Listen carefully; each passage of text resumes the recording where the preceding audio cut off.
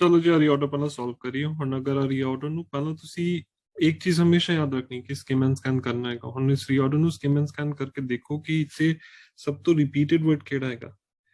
ਹੁਣ ਅਗਰ ਇਹਦੇ ਵਿੱਚ ਸਭ ਤੋਂ ਜ਼ਿਆਦਾ ਰਿਪੀਟਡ ਵਰਡ ਦੇਖਾਂਗੇ ਤੇ ਤੁਹਾਨੂੰ ਇਹ ਨਜ਼ਰ ਆਊਗਾ ਇਹਦੇ ਵਿੱਚ ਸਭ ਤੋਂ ਜ਼ਿਆਦਾ ਰਿਪੀਟਡ ਵਰਡ ਹੈਗਾ ਨੀਟ ਐਂਡ ਤੇ ਯੂਨੀਵਰਸਿਟੀ, ਹਨਾ। ਤੇ ਹੁਣ ਅਗਰ ਆਪਾਂ ਦੇਖੀਏ ਇੱਥੇ ਦੋ ਤਰੀਕਿਆਂ ਨਾਲ ਬੰਦੇ ਦਾ ਨਾਂ ਦਿੱਤਾ, ਇੱਕ ਤੇ ਕੁੜੀ ਦਾ ਨਾਂ ਇੱਥੇ ਦਿੱਤਾ ਹੋਇਆ ਨੀਟ ਐਂਡ, ਤੇ ਕਿੱਥੇ ਵੀ ਦਿੱਤਾ ਹੋਇਆ ਸਾਨੂੰ ਕੁੜੀ ਆ। ਇਹ ਕਿੱਦਾਂ ਪਤਾ ਹੈ? ਇਨ ਹਰ, ਹਰ ਕੌਣ ਹੈ? ਕੁੜੀ ਹੋਏਗੀ। देयर शी ਤੇ ਡੈਫੀਨਿਟਲੀ ਕੁੜੀ ਦੀ ਗੱਲ ਹੋ ਰਹੀ ਹੈ। ਹੁਣ ਅਗਰ ਤੁਸੀਂ ਧਿਆਨ ਨਾਲ ਦੇਖੋਗੇ ਦੋਨੋਂ ਚੋਂ ਸੈਂਟੈਂਸ ਕਿਹੜਾ ਪਹਿਲਾਂ ਆਏਗਾ। ਇੱਕ ਚੀਜ਼ ਹਮੇਸ਼ਾ ਯਾਦ ਰੱਖੀ ਕਿ ਜਦੋਂ ਵੀ ਕਿਸੇ ਦਾ ਨਾਂ ਇਸ ਤਰ੍ਹਾਂ ਬ੍ਰੈਕਟਸ ਵਿੱਚ ਦਿੱਤਾ ਹੋ, ਆ ਬ੍ਰੈਕਟ ਨੂੰ ਆਪਾਂ ਪੈਰੈਂਥੀਸਿਸ ਕਹਿੰਦੇ ਆ, ਤੇ ਉਹ ਉਹਦਾ ਸ਼ਾਰਟ ਫਾਰਮ ਹੀ ਹੈ ਇੱਕ ਤਰੀਕੇ ਨਾਲ।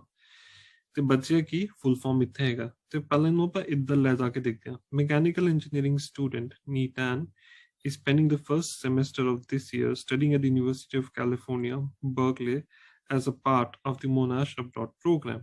ठीक है, ते इत्थे की होएगा?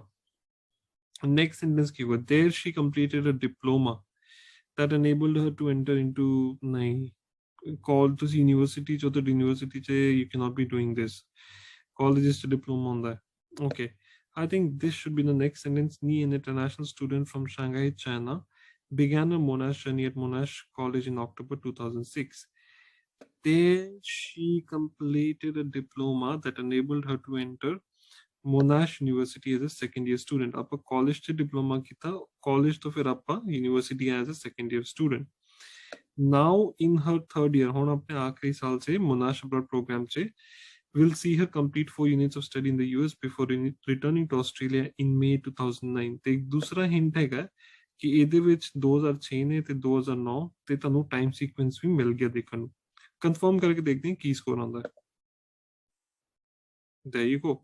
ਤੇ ਇੱਕ ਚੀਜ਼ ਹਮੇਸ਼ਾ ਯਾਦ ਰੱਖਣੀ ਹੈ ਕਿ ਤੁਸੀਂ ਸਕਿਮ ਐਂਡ ਸਕੈਨ ਵਾਧੂ ਚੰਗੇ ਤਰੀਕੇ ਨਾਲ ਕਰੋ। Look for the missing links, ਕਿਉਂਕਿ ਰੀਆਰਡਰ 'ਚ ਸਭ ਤੋਂ ਇੰਪੋਰਟੈਂਟ ਚੀਜ਼ ਹੁੰਦੀ ਹੈ ਜੇ ਵਰਡਸ ਮੈਚ ਹੋਣ ਤੇ ਲਿੰਕ ਮਿਲ ਜਾਣ ਤੇ ਤੁਸੀਂ ਡੈਫੀਨਿਟਲੀ ਇਸ ਨੂੰ ਸੋਲਵ ਕਰ ਸਕਦੇ ਹੋ।